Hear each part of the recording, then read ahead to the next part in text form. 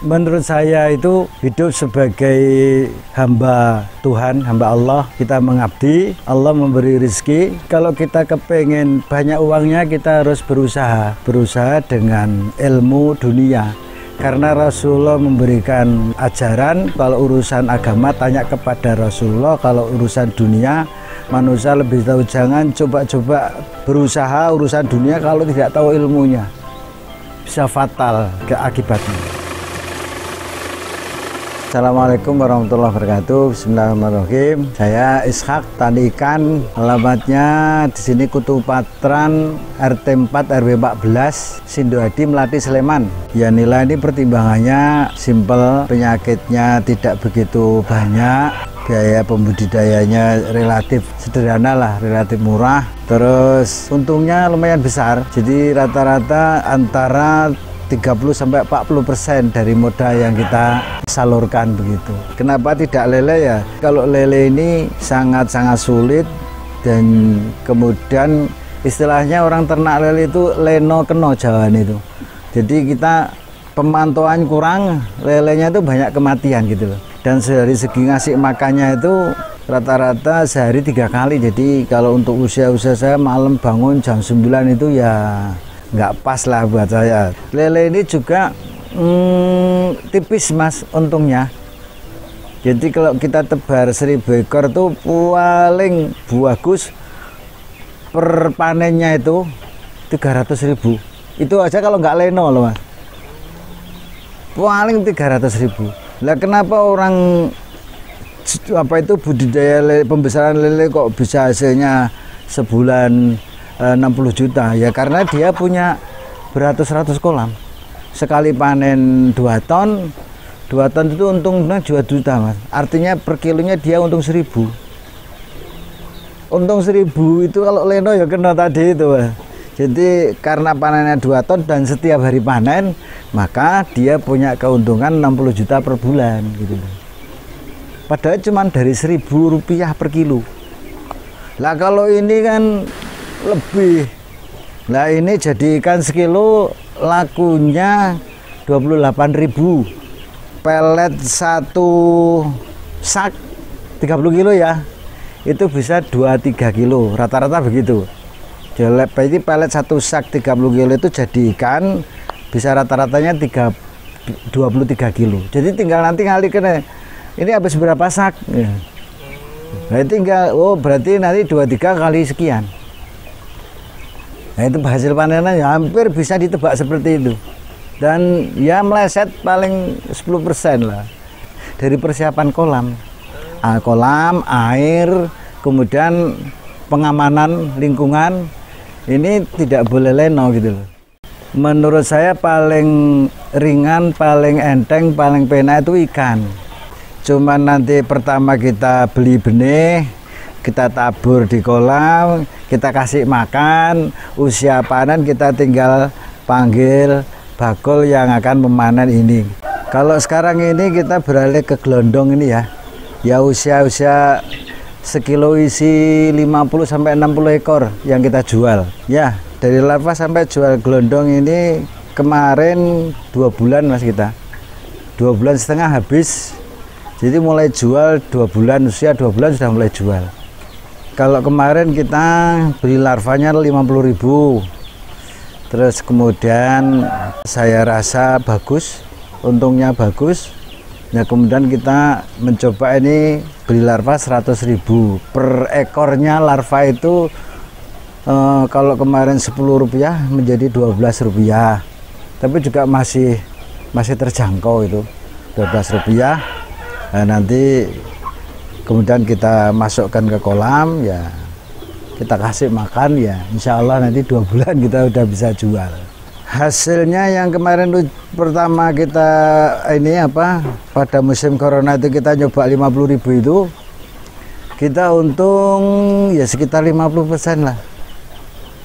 50% dari modal yang kita keluarkan. Jadi kalau proses perawatan yang namanya larva ini, idealnya air sumur. Idealnya air sumur.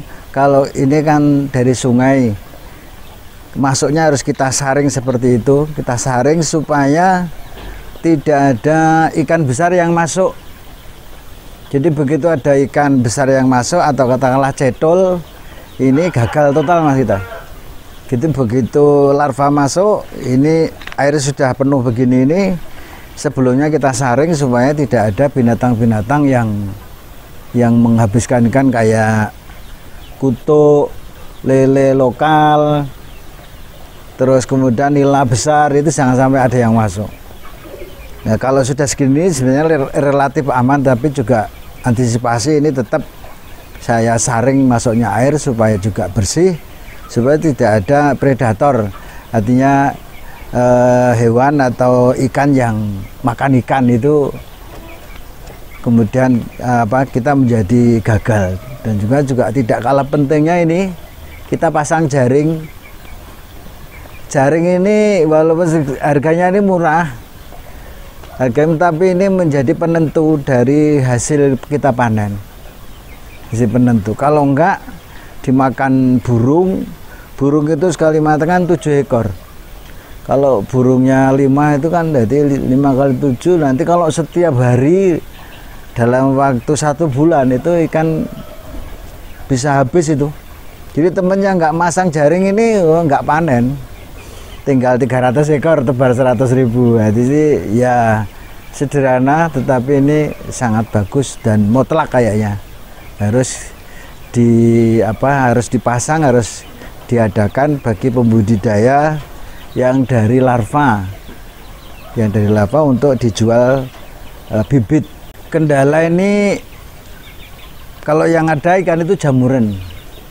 Jamur banyak kematian. Tapi kan bisa diantisipasi, yaitu tadi dengan cara persiapan kolamnya yang bagus, kayak misalnya tebaran dolomit, garam, nah kemudian digenangi air dari sedikit demi sedikit, kemudian naik begitu. Nah itu menjadi pencegahan dari penyakit ikan. Gitu. Ya, udah kena jamur sulit Mas. Jadi yang bisa kita ya pencegahan tadi itu. Ini belum ada kematian. Artinya memang kunci seperti pakai kincir ini ya. Kunci pakai kincir ini, air jangan sampai kebuang. Walaupun ini ngalir tapi belum mencapai batas yang kita tentukan. Jadi kalau nanti sudah lewat menenggelamkan tangga naik itu, ini air kita matikan. Air kita matikan. Jadi ya kalau berkurang disusut, dialirkan lagi kecil kayak gini, sehingga air tidak keluar. Kalau air keluar nanti gonta-ganti penyakit masuk, nanti masuk lagi, akhirnya ikannya banyak yang sakit. Oh, berarti malah nggak ada air keluarnya Pak? Nggak boleh ya, air nggak boleh keluar. Oh. Ya. Jadi kunci keberhasilan nila ini juga air jangan sampai ada yang keluar. Nila, lele, nah itu kecuali udang lah, itu memang harus sirkulasinya bagus. Nah ini nanti kalau ikannya kelihatannya kekurangan oksigen, tinggal kincir kita nyalakan. Kincir kita nyalakan. Udah nanti oksigennya terpenuhi lagi, ikannya sehat-sehat. Ini karena siang hari banyak ada matahari, maka oksigen kebutuhan ikan masih tercukupi karena ada matahari. Udah sore udah mulai megap-megap itu ya kincir nyala gitu. Sebenarnya kalau kita nggak ngerti rumusnya itu ya, asal ikan ini sudah tidak mau mengejar pakan, itu berarti dia udah kenyang. Kalau lele begitu bubar berarti dia udah kenyang gitu.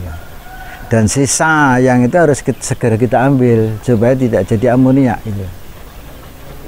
Di sini ya karena kita kasih makannya pelan-pelan, jangan sampai ada yang sisa. Nah, supaya hasilnya juga bagus. Dan tidak kalah pentingnya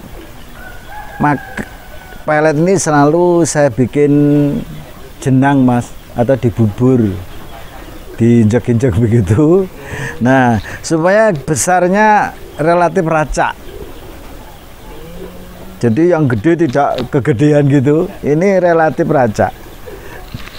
Besarnya relatif racak. Karena apa ya? Dia yang besar juga makannya lembut. Jadi ya lama gitu kenyangnya. Yang kecil makannya cepat kenyang karena bubur yang dimakan sama gitu. Jadi dideplok sampai panen nanti dijenang Mas, supaya ikan ini ibaratnya nggak banyak gerak ketika makan. Kalau tidak kita jenang, makannya peletnya mengapung, ini dia kejar-kejaran sama temennya, rebutan, ini kurang cepat besarnya. Maka ini usia belum ada 2 bulan sudah segini, ini 2 bulannya nanti tanggal 23 Februari, ini sudah sebagian besar sudah banyak yang ukuran bibit. Ini yang 9-12 cm itu. Kalau rumusnya itu kalau tingkat padat itu per meternya 120 ekor Mas. Apa yang kincir loh? Okay. 120 ekor. Nah jangan bayangke 1 meter kubik jangan kasih ikan 120 ekor. Itu padatnya Masya Allah dah. Terima kasih, mudah-mudahan apa yang saya sampaikan ada manfaatnya bagi para pemirsa dan lain sebagainya. Dari saya mohon maaf mungkin ada kata-kata yang kurang berkenan. Assalamualaikum warahmatullahi wabarakatuh.